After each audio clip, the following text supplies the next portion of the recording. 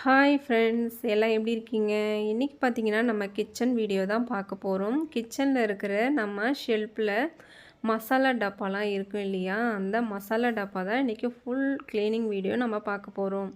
இப்போ நம்ம வீட்டில் வந்து அதிகமாக மசாலா டப்பா இல்லை, நான் வந்து கொஞ்சமாக தான் வச்சுருக்கேன். இருந்தாலுமே இது வாங்கி கிட்டத்தட்ட ஒரு 5 மாதம் ஆயிடுச்சு. நான் வந்து இது க்ளீன் பண்ணவே இல்லை.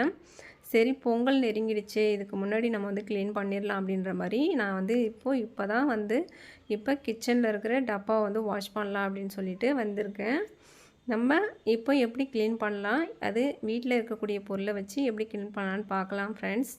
இப்போ நம்ம பாக்ஸில் இருந்த எக்ஸ்ட்ரா பொருள் எல்லாத்தையுமே இன்னொரு பவுலில் வந்து நம்ம அரேஞ்ச் பண்ணிக்கலாம், நம்ம கொட்டி வச்சுக்கலாம். இப்போ நான் எல்லாத்தையுமே பார்த்திங்கன்னா எக்ஸ்ட்ரா இருந்த பொருளை வந்து பவுலில் கொட்டி வச்சுட்டேன். அடுத்து நம்ம வந்து எல்லா பாக்ஸுமே ஓப்பன் பண்ணிவிட்டு அதை அப்படியே வந்துட்டு ரொம்ப பிசுப்பாக இருந்துச்சு அப்படின்னா அந்த பாக்ஸை தனியாக வச்சுருங்க. இல்லை நார்மலாக இருக்குது அப்படின்னா அந்த பாக்ஸை தனியாக வச்சுக்கோங்க. என்னோடய பாக்ஸ் பார்த்திங்கன்னா அதிகமாக வந்து எண்ணெய் பிசுப்பு இல்லை, எல்லாமே நார்மலாக தான் இருக்குது. அப்படி ஒரு வேளை உங்கள்கிட்ட அதிகமாக எண்ணெய் பிசுப்பு இருந்துச்சு அப்படின்னா நீங்கள் அதுக்கேற்ற போல் நீங்கள் வந்து நல்லா ஒரு அரை மணி நேரம் 1/4 மணி நேரம் ஊற வச்சுருங்க. ஊற வச்சதுக்கப்புறம் எண்ணெய் பிசு போகிறதுக்காக நான் டிப்ஸு சொல்கிறேன் பாருங்கள்.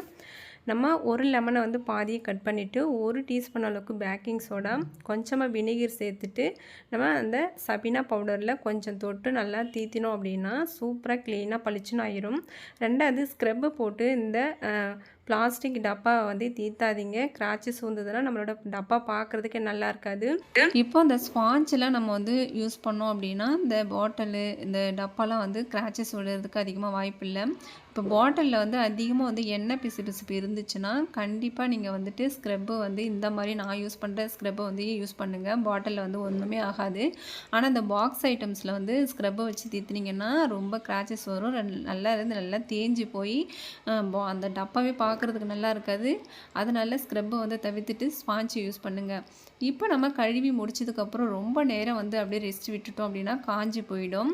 காஞ்சி போனதுக்கப்புறம் நம்ம கழுவினதுக்கு அப்புறமே பார்த்தோன்னா கூட நமக்கு வந்து அந்த சோப்பு நரெல்லாம் அங்கங்கே திட்டாக வெள்ளையாக பூத்து போயிருக்கும்.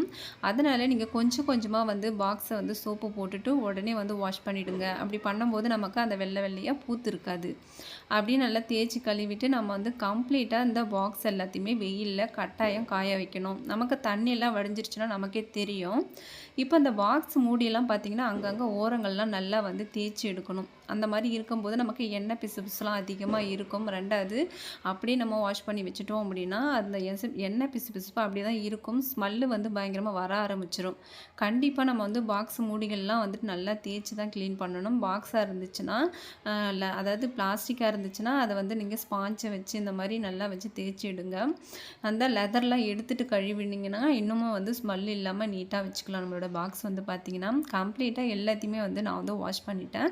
இப்போ அன்னக்குடியில் போட்டு வெயிலில் போயிட்டு நல்லா அந்த தண்ணி வடிகிற அளவுக்கு கொஞ்சம் நல்லா வச்சுருங்க. கொஞ்சம் வெயில் இல்லை, அதனால் நான் எடுத்துகிட்டு வந்து நான் வந்து டிஷ்யூ பேப்பர் அல்லது நீங்கள் துணியை வச்சு துடைச்சிக்கோங்க. நான் வந்து காட்டன் கிளாத்து நல்லா வந்து வச்சு துடைக்கிறேன். தண்ணி இல்லாமல் டோட்டலாக அந்த கொஞ்சம் கூட தண்ணியே இருக்கக்கூடாது. அந்த அளவுக்கு நல்லா துடைச்சி எடுத்துக்கணும்.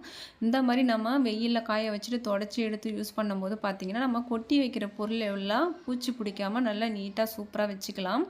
நீங்கள் கொஞ்சம் காயாத கூட எடுத்து நீங்கள் ஸ்டோர் பண்ணிங்க அப்படின்னா நம்ம வைக்கிற பொருள் வந்து பூச்சி பிடிக்க ஆரம்பிச்சிடும். 2வது ஸ்மெல்லு வர ஆரம்பிச்சிடும். அதனால் வெயிலே இல்லைனா கூட இந்த மாதிரி டிஷ்யூ பேப்பர் அல்லது வந்து ஒயிட் கிளாத் வச்சு நல்லா துடைச்சிட்டு ஃபேன் போட்டு நல்லா கொஞ்சம் அரை மணி நேரம் 1 மணி நேரம் ரெஸ்ட்டில் விட்டுடுங்க. அதில் நல்லா அந்த ஈரத்தன்மைலாம் போயிடும். இப்போ எல்லாத்தையுமே வந்துட்டு நான் நல்லா தண்ணி இல்லாமல் டோட்டலாக வந்து நல்லா துடைச்சி எடுத்துட்டேன். இப்போ நம்ம இந்த பாக்ஸ் எல்லாம் வந்து வாஷ் பண்ணிட்டேன். இப்போ துடைச்சி வச்சுட்டேன். இதை வந்து நான் பொருள் வாங்கிட்டு வந்து கொட்டி இது வந்து இந்த வீடியோ வந்து நாளைக்கு வந்து நான் வந்து எப்படி மளிகை பொருள் வந்து ஸ்டோரேஜ் பண்ணுறேன்றது வீடியோ வந்து போடுறேன். மறக்காமல் வந்து அதையுமே பாருங்கள். உங்களுக்கு ஏதாவது டவுட் வந்தால் கமெண்ட்டில் வந்து கேளுங்க ஃப்ரெண்ட்ஸ்.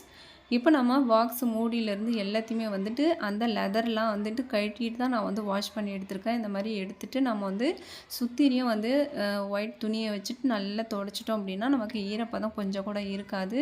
நம்ம 3 மாதத்துக்கு ஒரு முறை 6 மாதத்துக்கு ஒரு முறை நம்ம வந்து இந்த பாக்ஸ் ஐட்டம்ஸ்லாம் வந்து க்ளீன் பண்ணோம். அட்லீஸ்ட் வந்து ஒரு துணியை போட்டு நல்லா அடித்து தொடச்சி வச்சோம் அப்படின்னா நம்மளோட கிச்சன் வந்து ரொம்ப நீட்டாக இருக்கும் பார்க்குறதுக்கு. நம்ம இந்த மாதிரி மெயின்டெனன்ஸ் பண்ணோம் அப்படின்னா நம்மளோட கிச்சனில் வந்து அதிகமாக தூசி படியாது. இது வரைக்கும் இந்த வீடியோ வந்து உங்களுக்கு பயனுள்ளதாக இருக்கும். நம்மளோட சேனலை மறக்காமல் பிடிச்சிருந்தால் லைக் பண்ணுங்கள், ஷேர் பண்ணுங்கள், சப்ஸ்கிரைப் பண்ணுங்கள். தேங்க்யூ.